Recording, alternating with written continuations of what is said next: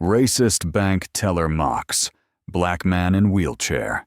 He ends her career in seconds. Sometimes, a single look of disdain can bring down an entire system, especially when the person being looked down upon is the one holding all the power. On Monday morning, at exactly 8:59, the first rays of sunlight fell across the glass facade of Guardian State Bank, an upscale branch located on the ground floor of Morgan Plaza in the heart of Atlanta's bustling financial district. Cars honked, employees adjusted their ties, clients rushed to check emails. Everything followed order, followed protocol, catered to the right kind of people. But that man, Azaria Dandage, 63 years old, didn't fit that mold. He appeared without a sound, seated in a worn silver wheelchair, the armrest slightly chipped, a white cotton shirt, ash gray slacks, no tie, soft leather shoes that had weathered a few seasons. No escort, no chauffeur, no flashy name tag.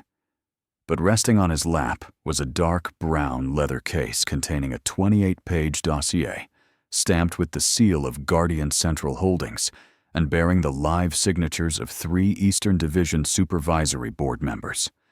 What few people knew was this: Azaria held 11.2% of the entire Guardian State Bank System's shares, equivalent to nearly $1.4 billion in market value.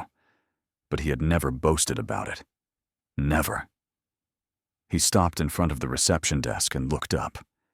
Behind a frosted pane of glass adorned with classic motifs sat Gloria Alcott, a white woman in her late 30s, cream-colored uniform, hair in a tight bun, nails painted nude pink. She looked up. Her first glance was judgment. Her eyes slid from his head to his shoes, to the wheelchair, then to the dossier on his lap. "Who are you here to see?" Her voice was stiff, like waxed paper. "Deliveries go to the back." Azaria offered a polite smile and dipped his head slightly. His voice was calm, deep, and carried the quiet authority of someone seasoned by decades of strategic meetings. "I have an appointment." Gloria raised an eyebrow. "Name?" "Azaria Dandage." A pause. She flipped through the appointment log, skimming carelessly as if hoping not to find it. Then, "No one by that name, and I'm pretty sure. You're in the wrong place. This is the VIP reception." Azaria didn't show anger. He calmly took out the dossier and held it out. But Gloria didn't bother to touch it. Instead of receiving it with both hands as per the bank's protocol, she used the tips of 2 fingers to push the folder toward the edge of the counter, as if it were contaminated. "Sir, the entrance for special guests like yourself is in the back." No one in the grand lobby reacted. Some clients raised an eyebrow. A few looked away. A clerk at the left desk lowered his head, pretending to check email. No one stood up. No one questioned her. Azaria remained seated, silent. His eyes stared straight ahead. Not hard, not angry, but like a slow, dull blade. Not deep, but guaranteed to scar. He said quietly, "I only ask to be treated like a human being." Gloria folded her arms. Then she pressed the call button for security. The wheelchair didn't move, and fate didn't leave that building that morning either. Because just minutes later, the first person would realize their mistake, and a silent tremor would begin to ripple through Guardian State Bank. If you're moved by this story so far, take a moment to hit the like button and subscribe so you won't miss the next chapter.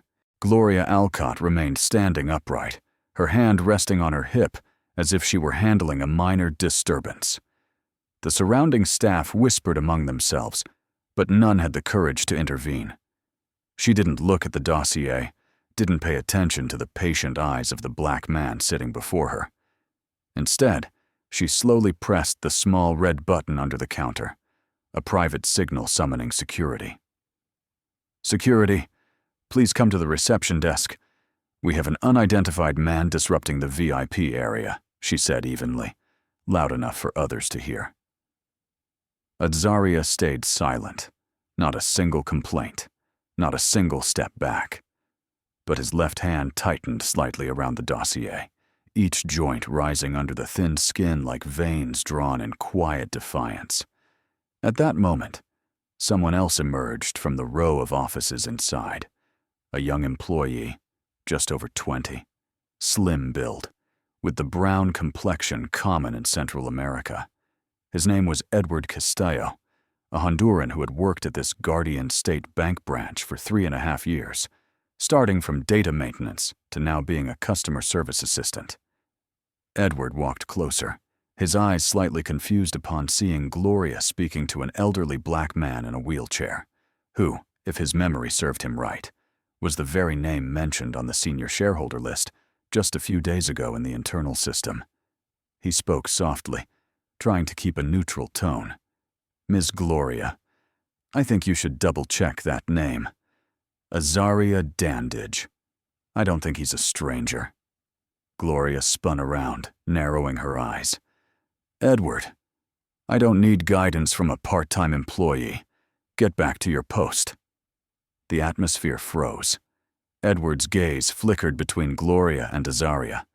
But then, he quietly stepped forward, an action no one expected, and extended his hand to the elderly man. "Mr. Dandage, may I take a look at the file?" Azaria handed him the navy blue dossier, silver-trimmed, about 15 pages thick, double-sealed with the Guardian Holdings logo embossed on the lower right corner. Edward carefully opened it. The first line on the 120 grams per square meter heavy paper read, "Urgent Internal Audit Authorization, Clause 4.3.12 of Guardian Holdings Group Charter. Designated inspector for this branch, Azaria Dandage. Issue date, Tuesday last week. Embossed seal, Guardian Headquarters, Manhattan, Southeastern Regional Oversight Office." Edward's expression shifted instantly. His hand clenched slightly. He took a deep breath, turned to Gloria, now frozen like a statue. "Ms. Gloria, I think we have a serious problem." But before Gloria could respond, the glass door behind her swung open. 2 security guards, dressed in black suits, radios at their hips, entered. They looked at Gloria, then at Azaria. One of them spoke. "Sir, do you need assistance getting to the Financial Oversight Office on the 5th floor? We've received notification of your unannounced visit." The entire lobby went silent. Gloria stood motionless, color drained from her face. Only then did she dare glance down at the first page of the dossier, and saw her name listed at the very bottom. Direct audit recipient, Gloria Alcott, Client Officer, Atlanta Branch. Azaria gave a slight nod, not bitter, not sarcastic, just the look of a man who had seen countless people like Gloria, those who believed that power could be measured by skin color or tailored suits. He turned his wheelchair and rolled toward the elevator, leaving behind a heavy silence and a truth just revealed. But the price of arrogance had yet to be paid. The sound of the sliding glass doors echoed, a monotonous noise in the stifling lobby. But this time, it brought an unexpected shift. A man stepped in, his strides firm, tall frame composed, silver-streaked hair neatly slicked back, clad in a tailored light gray suit. On his wrist was a Patek Philippe Grand Complications watch, valued at over $160,000. Anyone in Georgia's banking industry knew him. Douglas Emery, CEO of the Sierra Ridge luxury hotel chain stretching from Atlanta to Savannah, and one of Guardian State Bank's key strategic clients. As soon as Douglas crossed the entrance, his eyes scanned the space, pausing suddenly, frozen for a brief second, then lighting up. "Azaria, my God, how many years has it been? How are you holding up?" The words rang through the lobby, reaching every corner, every breath of the staff. A few people turned to each other, still unsure what was unfolding. Gloria froze, whipping around, her mouth slightly agape but unable to form words. Azaria lifted his head slightly, smiling. "Still well, Douglas. And you're as punctual as ever." The atmosphere shifted immediately. Douglas strode over without hesitation, gripping Azaria's hand tightly, as if greeting a senior advisor from the Treasury Department. In truth, their relationship ran even deeper. "I've never forgotten how you saved my reputation," Douglas said, needing no microphone for his voice to carry. "The debt restructuring last year, if it weren't for you, if you hadn't reanalyzed the credit risk within 36 hours and called the legal office directly, I would have lost all of Sierra Ridge, and this bank would have lost one of its top 3 clients." By now, Gloria had turned pale. Her hand clenched the edge of the reception desk, fingernails digging into the wood. Edward stood motionless, but his eyes brimmed with admiration. He had heard whispers of a senior advisor on the Financial Council, someone never named in internal records, yet known as the silent mind behind the rescue of dozens of complex bankruptcies. He never imagined that person would be the man in the wheelchair Gloria had nearly shoved out the back door. A nearby customer, an older Asian man, leaned in to whisper to his companion, "Azaria Dandage. Wasn't he the one behind the financial restructuring of the Eastern Banking Council?" His friend nodded, adding, "And one of 7 people awarded the National Financial Service Medal in 2019. A wave of murmurs rose. No one spoke loudly, but the whispers spread like an electric field across the room. No one looked at Azaria as an old disabled man anymore. No one saw the wheelchair as a symbol of weakness. They looked at him as if suddenly recalling a face once featured in Forbes Finance Review, in a 2020 article titled, "The Man Who Doesn't Need an Office to Run a Financial Empire." Douglas turned to Gloria, his voice polite but brimming with authority. "I trust you welcomed him properly, Gloria, because if there's anyone here who should never be underestimated, it's Mr. Dandage." Gloria stammered wordlessly. Her lips trembled, her face drained of all color. Azaria simply smiled. No reproach, no bitter glance. But his eyes, deep, seasoned, spoke volumes.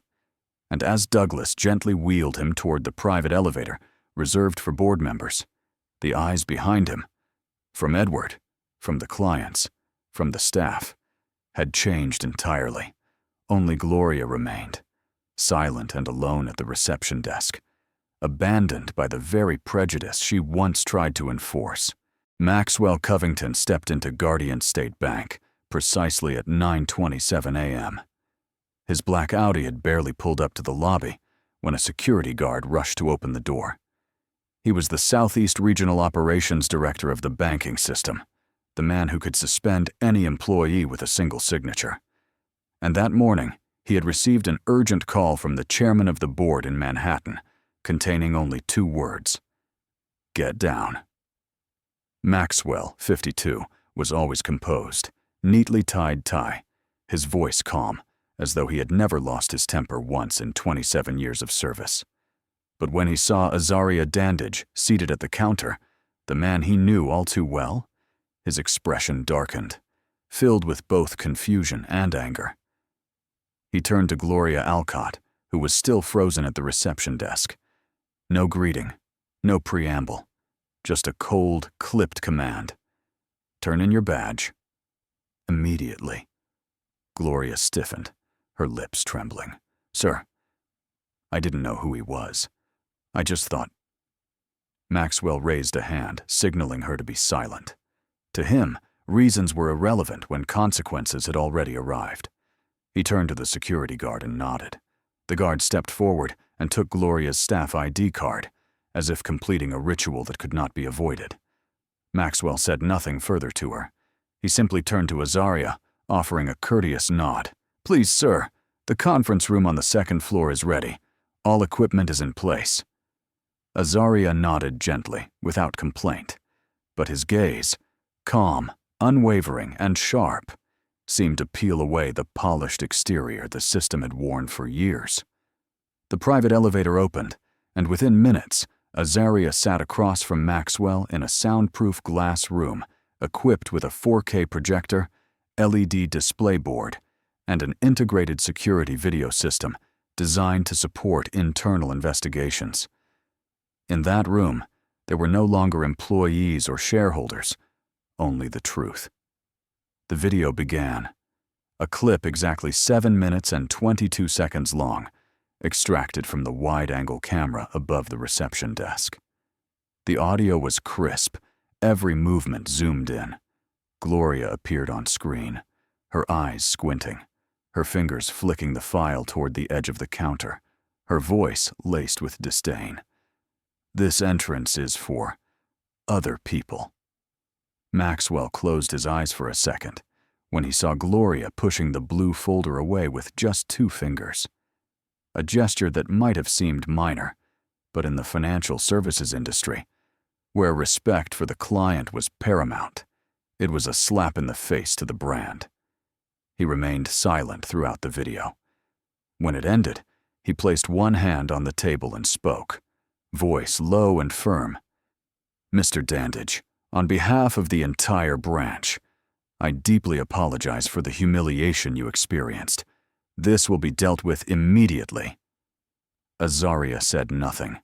He simply placed a folder on the table and slid out a document bearing the signatures of 3 senior board members from the New York headquarters. It read, "Authorization for unannounced internal audit of Guardian State. Atlanta Central Branch, executed by executive shareholder Azaria Dandage, ID code 031122-MH. Maxwell drew a long breath. He knew this wasn't just about personal reputation anymore.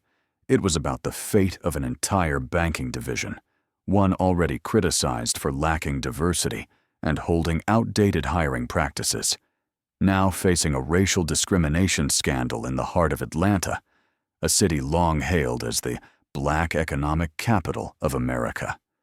He immediately picked up the internal phone. "Prepare the suspension order, notify regional HR, and send an emergency report to headquarters." When he hung up, the room remained utterly silent. But the atmosphere had shifted. For the first time that day, the silence wasn't from shock. It was from respect. That afternoon, at exactly 3:47 p.m., in the ground floor conference room of Guardian State Bank, 7 members of the regional board sat around a walnut table, the overhead lights casting a heavy silence over the room. On the large screen, mounted at the far end, was the title, "Special Meeting, Urgent Response to Incident on the 12th. Maxwell Covington, still in his gray suit, but now without a tie, was the first to speak. "We didn't just lose a client this morning. We insulted a shareholder, one who holds 11.2% of the entire system's equity." A female HR director interjected, her voice urgent, "and someone with veto power over regional financial operations." A few seconds of silence followed. No more evidence was needed. The meeting concluded with a unanimous decision: immediate termination of Gloria Alcott. All her system access, email, authentication codes, and financial data were locked within 8 minutes of the signed decision.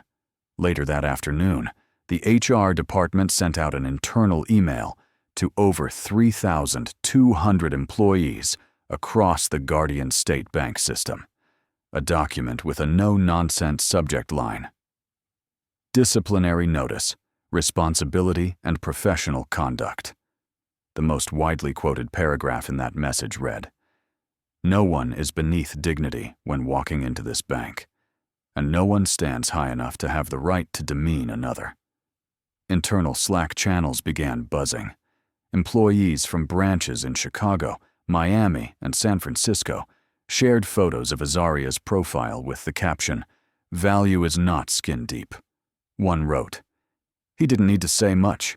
He made the whole system take a hard look at itself." On the second floor, Azaria asked for nothing more. He simply sat quietly, sipping a cup of hot tea, eyes gazing out the window where the afternoon sun slanted through the ginkgo leaves. Edward, the young employee who had once been dismissed, was personally thanked by Maxwell. He didn't say much, but his hand still trembled as he stepped into the room. Azaria turned to him, placed a gentle hand on his shoulder, and offered a warm smile. "You chose the right thing. Choosing right is never wrong." It wasn't praise, it was a lesson. And for Edward, it felt like a certification, without needing any signature.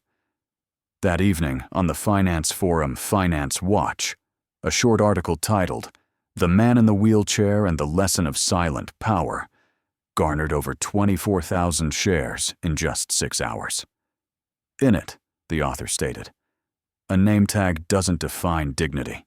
An expensive suit doesn't hide prejudice. But a name, built over a lifetime of kindness and integrity, can rewrite the rules." Azaria Dandage didn't post. He didn't appear in newspapers. He didn't give interviews. But his name began showing up in internal banking training sessions as a textbook case of cultural response to institutional failure. A name. A silence. A recalibration of the entire system. And that man, the next morning, returned to the branch as usual. In his wheelchair, light cotton shirt, files neatly in hand. But this time, the entire lobby stood when he rolled in. Not because he was a shareholder, but because for the first time they truly saw him. 1 week after the incident, a new nameplate was installed on Meeting Room 3 on the executive floor. Edward Ramos, Senior Client Experience Coordinator. No one had ever imagined that a part-time employee from Honduras, who once worked extra shifts to pay for his college tuition, would become a senior coordinator, a position traditionally reserved for someone with an Ivy League degree and at least 10 years of experience in banking. When the appointment news spread, many were surprised. But the board of directors was not. They had clearly stated in the official decision, "Those who act with integrity when no one is watching are the moral foundation of this institution." Edward didn't celebrate, didn't give a speech. He simply sent a thank you email with a single line. "I only did what I'd want someone else to do for my mother." That same week, Maxwell Covington personally scheduled a private meeting with Azaria. The conversation took place in a soundproof glass conference room, but staff in the lobby could still see Maxwell rise to shake Azaria's hand twice, not out of formality, but out of genuine respect. "Mr. Dandage, I'd like to invite you to serve as an honorary advisor to help us rebuild our customer treatment policies." Azaria took a sip of hot tea. He set the cup down slowly. His voice was soft, but clear. "I'll only accept if every employee, from receptionists to the CEO, has to relearn the meaning of equality. And I want the first session not to be held in an office, but at the bus stop on 14th Street. Maxwell furrowed his brow. "Why there?" Azaria replied, his gaze sharp as a blade. "Because 2 months ago, at that very spot, a black elderly woman was forced to leave by a security guard for sitting too close to the glass." If an organization doesn't begin where the pain started, then the training is just a rehearsal. Maxwell nodded. No further explanation was needed. 3 weeks later, the training program EQS Equality Starts Quietly was launched. The first session was held exactly as requested, at the bus stop on 14th Street. Plastic chairs, hand-drawn board, no air conditioning.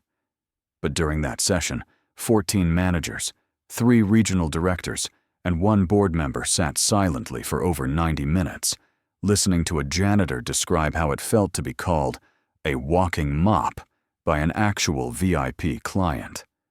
No training session had ever been shared more widely. The content of that first class was uploaded to Guardian Link, the bank's internal platform, reaching 127,000 views in 1 week, a number never before seen in the bank's history. Azaria did not appear in the video, nor did he speak in any interviews. but the program's logo featured a wheelchair next to a quote taken directly from him. "Respect needs no justification, only will." On the company's internal social network, hundreds of employees, from small branches in Nebraska to headquarters in San Francisco, reshared the video with the hashtag "Remember Edward," not to glorify him, but to remind everyone that in a system where silence once seemed safest, it is ordinary people who rewrite the standard. Azaria quietly left the meeting room that day. He did not stay to sign any contracts. He accepted no compensation. But before leaving, he handed Maxwell a handwritten note. A list of 5 employees who had been silently reported by customers over the past 6 months. This system doesn't need more rules. It needs light. And in that moment, change didn't begin with a document. It began with a man who didn't even need to stand, yet made an entire institution bow. One Friday afternoon in mid-month, the 8th floor of Guardian State Bank's headquarters in Atlanta was unusually crowded. 120 new employees from 17 branches across the U.S. had gathered to attend an internal training program. There were no presentation slides on stage, no financial indicators, no KPI charts, no CRM models. Instead, there was a simple wooden chair and a man sitting on it. Azaria Dandage, 63 years old, the man who once entered this bank in a wheelchair and made the entire system bow. He wasn't wearing a suit, a linen shirt, light gray khaki pants, and an old pair of loafers. In his hand, he held only a pencil, not to write, but to emphasize each story he was about to tell. There was no opening music, but every eye in the room turned to him the moment his deep, warm voice echoed, each word striking the air like a quiet drumbeat. "I'm not here to teach you about banking. I'm here to tell you about a kind of asset that can't be measured in dollars." The room fell silent. Azaria began with the story no one was prepared to hear. In 1986, he and his wife, 8 months pregnant at the time, were denied a home purchase contract in Atlanta simply because the neighborhood discouraged colored households. The broker then said directly to his face, "You have money, I won't deny that, but you don't have the right color." The second story seemed small, but hurt even more. In 2003, Azaria, by then a senior strategic advisor for an investment fund, attended a meeting at a partner's office in Chicago. When he entered the conference room, a young assistant stood up and reached for his coat. "Sir, if you're with catering, coffee for room 3, please." Azaria didn't say anything. He simply pulled out his ID card and placed it on the table. The meeting went on, but after it ended, the assistant was reassigned. He looked directly at the front row, where 3 new employees, 2 Asian, 1 transgender, sat with slightly hunched shoulders. And he spoke, slowly but firmly. "If you can't respect a person when they have nothing, then you don't deserve to be trusted with anything." Some people lowered their heads, not out of shame, but because they knew that truth touched something deep inside. Those moments when they had, perhaps unintentionally, dismissed someone because of their clothes, their accent, or their skin color. Azaria continued with a story of when he was appointed to the Internal Audit Board, but was still stopped at the entrance by a new security guard, simply because he was in a wheelchair and wore jeans. "I don't blame him," he said. "I just think any organization that allows that to happen is the one that needs to change." He paused, set the pencil down on the table, then asked the entire room, "Has anyone here ever felt they weren't good enough just because someone made you feel that way?" 36 hands went up, and he smiled, more gently than ever. Remember that feeling, because that very feeling will keep you kind when you have power. The session didn't end with applause. It ended with a moment of silence. Afterward, one of the attendees, a 25-year-old employee from Kansas City, stepped up and placed a small piece of paper in Azaria's hand. It read, "Thank you for reminding me that a person's worth doesn't come from their salary, but from their compassion." That piece of paper was later printed as an internal postcard, distributed at all of the bank's recurring training sessions.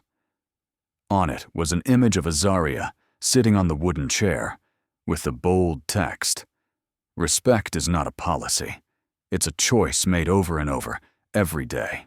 1 week after Azaria Dandage's unscripted speech, the ripple effect spread faster than any marketing campaign Guardian State Bank had ever spent millions to build. Across the internal system, feedback from branch employees began flooding in, not just thank you notes, but concrete actions. At the Newark, New Jersey branch, the direct manager sent an email ordering a full team retraining within 48 hours, opening with the line, "From now on, dignity is served before account balance."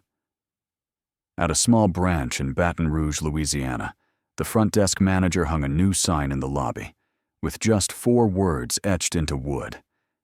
"Everyone deserves to be heard."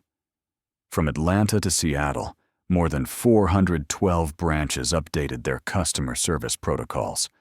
A new 3-point code of conduct was rolled out across the system, a simple yet powerful reminder.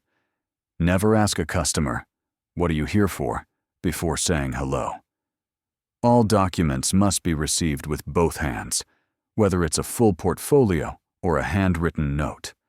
No assumptions based on clothing, transportation, or accent. An email that quickly went viral from headquarters in Manhattan was titled, "The Dandage Effect.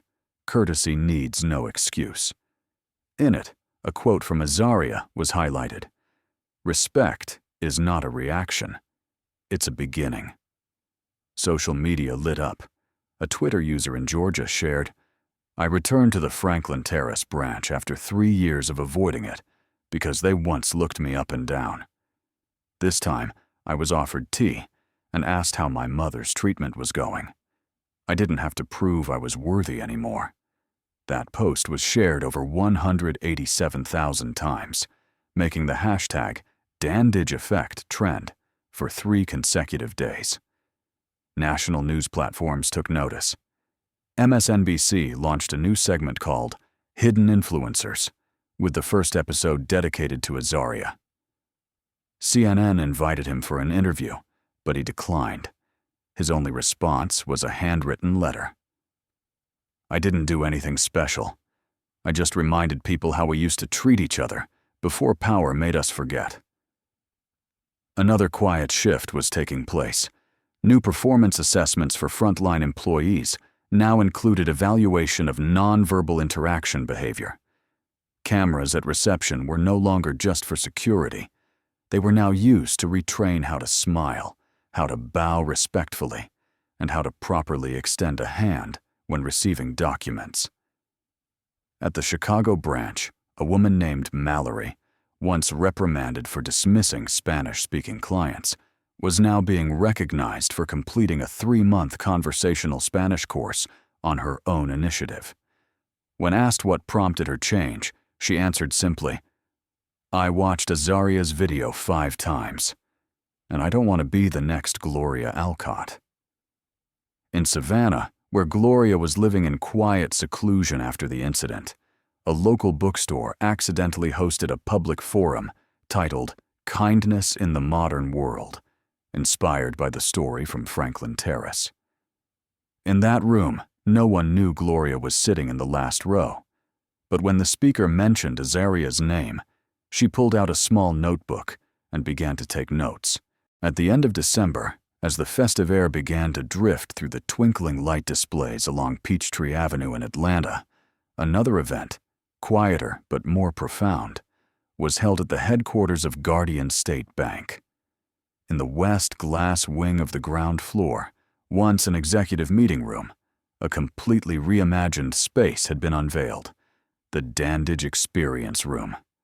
No fanfare, no promotional banners, but inside, every detail carried memory, and a reminder. At the entrance stood a mahogany wall with a bronze-engraved quote, "Respect is not a privilege, it is a standard." Azaria Dandage. In the center of the room sat his silver wheelchair, the custom-made model he had commissioned in 2012. It wasn't roped off. There was no glass pedestal.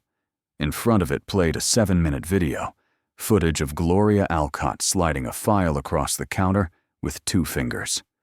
No narration was needed. The image said it all. Beside it was a replica of the sealed file Azaria had carried that day. The original was now stored in the Manhattan branch archives. The document bore the bright red seal of the Central Board of Directors, authorizing Azaria Dandage's unannounced audit. Holder of 11.2% of the company's shares, twice the savior of the system from bankruptcy, and the same man once ejected from the VIP lobby like an insignificant stranger. But the center of the room was not about him. It was about the story he left behind. A small display corner was dedicated to Edward, the former part-time employee, now Deputy Director of Community Relations. The first dress shirt he wore that day was framed. Beneath it was an excerpt from the board's commendation. Edward was not promoted because he salvaged the moment. He was promoted because he didn't stay silent in the face of wrong. On another wall were black and white photographs tracing Azaria's journey, from a paperboy shoved for crossing into a white zone to the moment he signed off on a $75 million loan program for students of color. In one large photo of him leaning on the railing at the Financial Justice Summit, a faintly etched quote read, "I never needed someone to lift me up, just for others to stop pushing me down." At the end of the dedication ceremony, Azaria appeared. No prior announcement, no motorcade. He sat quietly in the second row, wearing a brown cardigan, as silent as ever. When invited to speak, he said only, "I don't need this room to remember who I am. But if someone else does, let this room remind them how a system forgot decency and learned it again." As visitors exited the exhibit, each was handed a small card with a simple pledge. "I commit to seeing before judging. I commit to listening before deciding. And I commit to reminding myself that honor is not earned through a name tag, but through how I treat those without one." No television coverage, no live stream. But within just 3 days, images of the Dandage Experience Room had gone viral, reaching 1.2 million shares and topping TikTok trends with the hashtag Remember Dandage. And in every retelling of the story, what people remembered wasn't the firing of one employee or the promotion of a young man. It was a feeling, the sense that, perhaps for the first time, a black man didn't have to raise his voice to be heard. A story had closed, but a legacy had not. Because a legacy, sometimes, doesn't need to be carved in stone. It only needs to be remembered through action. If this story moved you, don't forget to like and subscribe for more. Watch the next video to see how the fight continues.